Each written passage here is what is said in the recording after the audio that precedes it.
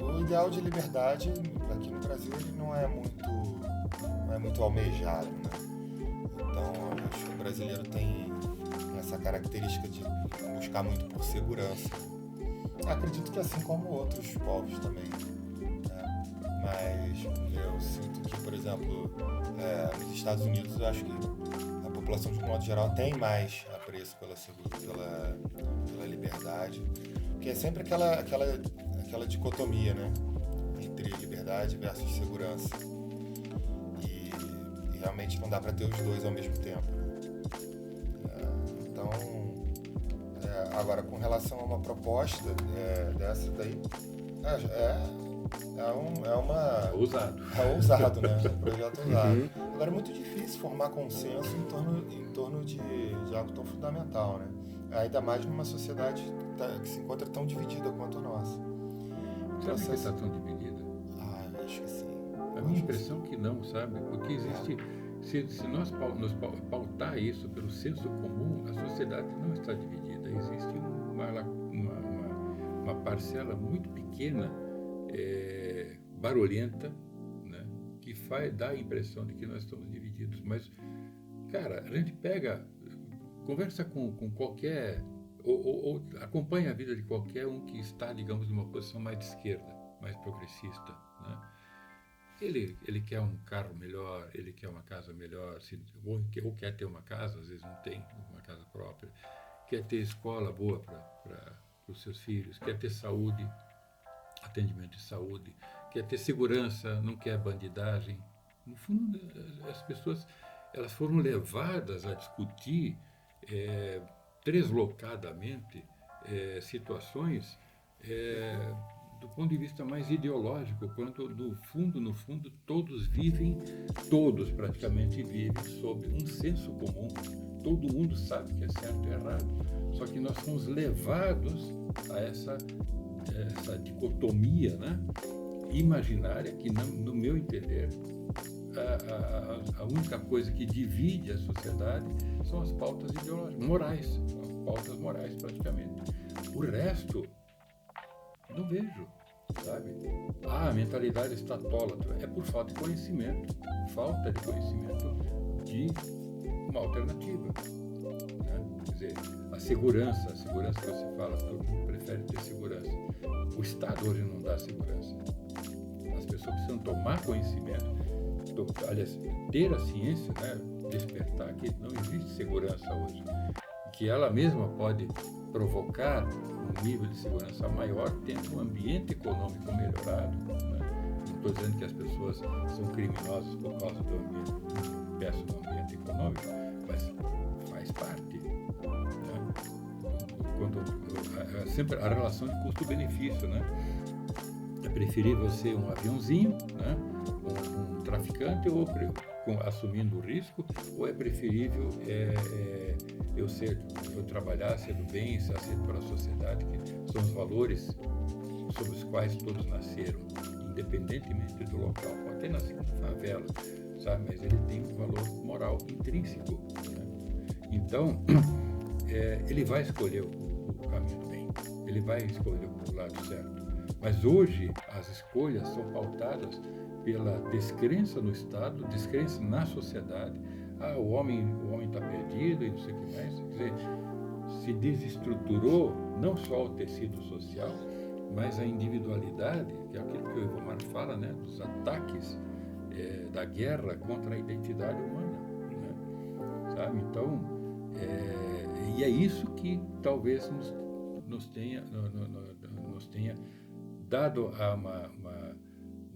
um pensamento, né, uma sensação de estarmos muito divididos e desestruturados. Não, eu acho que estamos perturbados individualmente, sabe, em busca daquilo que foi perdido, que é o senso comum. O Brasil ele passou no século XX por um processo radical e talvez o maior da história de êxodo rural e urbanização, em velocidade e intensidade. Então, para a grande massa das pessoas, esse é um argumento que eu venho desenvolvendo nas minhas aulas e eu acabo pesquisando para os meus alunos e pelo menos metade das turmas tem origem no interior então você tinha ali uma vida, que é a vida do brasileiro, do Brasil profundo, que tem o seu ritmo, que via de regra ligada à agricultura, com as festas de igreja, com a festa do principal produto econômico da cidade, a festa do boi, festa do queijo, festa do Steinegger. Eu morei em Porto União, tinha festa do Steinegger e do Xixo, parece que tem todo ano ainda. Então tem as festas, tem as coisas da igreja, as pessoas vão na praça e se conhecem e estudam juntas e viajam juntas para estudar, depois montam... esse quadro como vida normal, ele foi explodido quando você teve a industrialização desigual do país, a concentração em subúrbios gigantescos, onde você tem pessoas vivendo uma vida precária, empilhadas. O ritmo de vida muda, e quando muda o ritmo de vida, muda a religiosidade, muda a cultura. Perfeito. Então você vai ter o quê? Um processo de individualização, de atomização da sociedade. A gente hoje vive em grandes cidades e a regra é que a gente não conhece o nosso vizinho. A gente não sei, eu não sei quem mora eu moro na casa 9, eu não sei quem mora na casa 10, não sei quem mora na casa 8. Ainda mais em Curitiba, né? Ainda mais em medicina nacional, cara. Em São Paulo, então. Por exemplo, eu sou paulistano. A melhor e a pior coisa de São Paulo é que ninguém tem tampa mínima pra você. Se você quiser sair de pantufa na rua, se você quiser sair de sunga, meter o Iron Man, como tinha aqui em Curitiba, ninguém se importa. Não, é que saiu no Facebook uma vez, né? Saiu uma notícia. A mulher entra para o Guinness, né? Por não falar com ninguém durante 20 anos.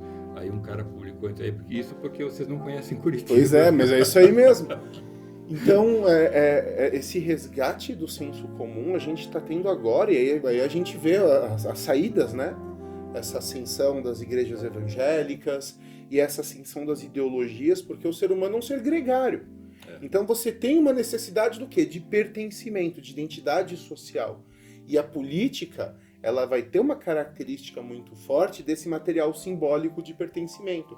Então eu sou conservador, eu sou evangélico, então eu sou sou federalista, eu sou membro de uma minoria, eu sou gay, gordo, magro, branco, preto.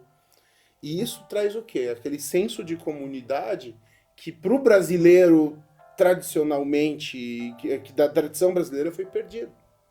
E a gente hoje tem essa ideologização tão forte porque os elementos que fundam esses sensos de identidade, eles não são negociáveis.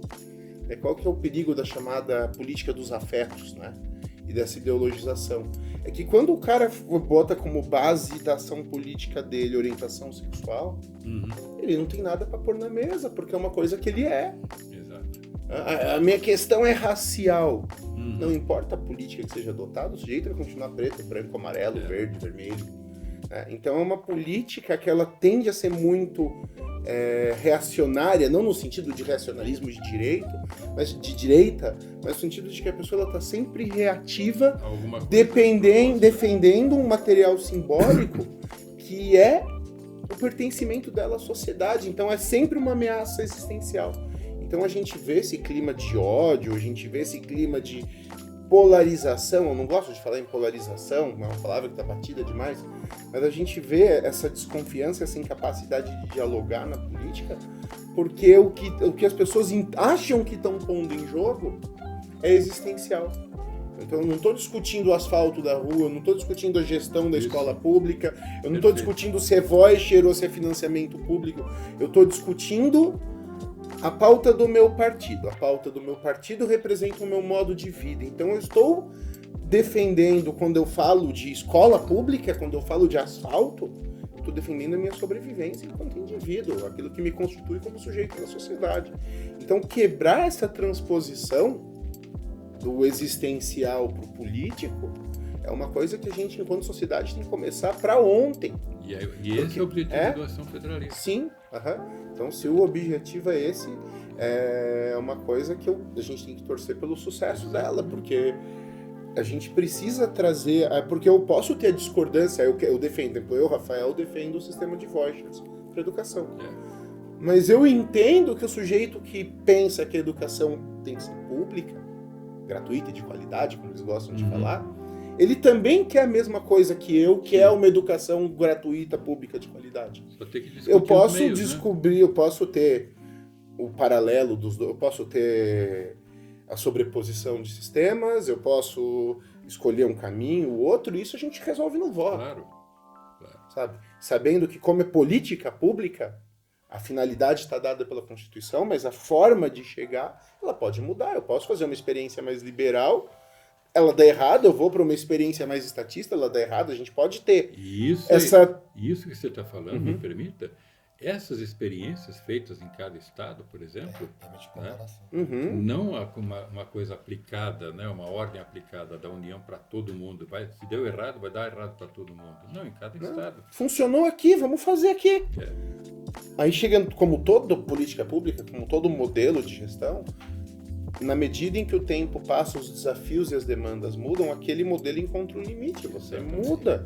Eu não preciso abrir mão totalmente do Estado indutor ou vilanizar a iniciativa privada. Só que esses debates hoje, eles estão contaminados por uma questão que é identitária. Então o sujeito é evangélico e ele está alinhado a uma linha política de direita, e o lado oposto, como não é alinhado ao mesmo partido, representa o quê? Um ataque ao dogma, um ataque à revelação, um ataque ao Cristo. E aí a gente não tem, se o sujeito é evangélico, se ele professa que Jesus Cristo é Deus, ele não vai negociar isso. Sim. E aí você despolitiza o debate. Quando você despolitiza na discussão pública, você joga ele para onde? Você entrega o debate político pro conchavo, pra sombra, pra corrupção, porque as grandes questões não vão ser discutidas em público. E quando são, elas aparecem numa caricatura tão grotesca de ideologia. Eu gosto muito do Eric Voegelin, né? A ideologia, ela nunca é um pensamento, ela é sempre um problema filosófico. A gente nunca tem que tratar um ideólogo como um interlocutor, sempre como um problema. E a gente precisa, enquanto sociedade, aprender isso, porque senão... Perfeito. Então, assim, só para contextualizar, é melhor complementar esse pensamento, a questão do Ação Federalista, né? O Ação Federalista pretende realmente, ao reestruturar o país, trazer a possibilidade de resgatar esse senso comum, resgatar o sentido da comunidade, né? Porque isso só é possível quando a comunidade passa a ter poder, né, de arrecadar, de ter seus próprios recursos, o poder de tomar suas próprias decisões, né? O poder de fazer a sua segurança, enfim. Quer dizer, você consegue resgatar e recolocar o ser humano no seu devido lugar. E a única forma de as pessoas conseguirem voltar a ser felizes com todos os desafios que têm que ser vencidos adiante, porque a vida não pode ser vivida sem desafios. Se você gostou desse corte do podcast do Ação Federalista, vá lá no canal, inscreva-se, assista o podcast inteiro, tá muito legal. Você vai aprender um monte de coisa com esses dois craques com os quais conversei, e também sobre federalismo, né? E você vai gostar. Nós temos que entender o Brasil, entender as razões pelas quais nós estamos nessa situação, e assim nós poderemos entender a solução e como fazer isso. Ok? Grande abraço, até breve.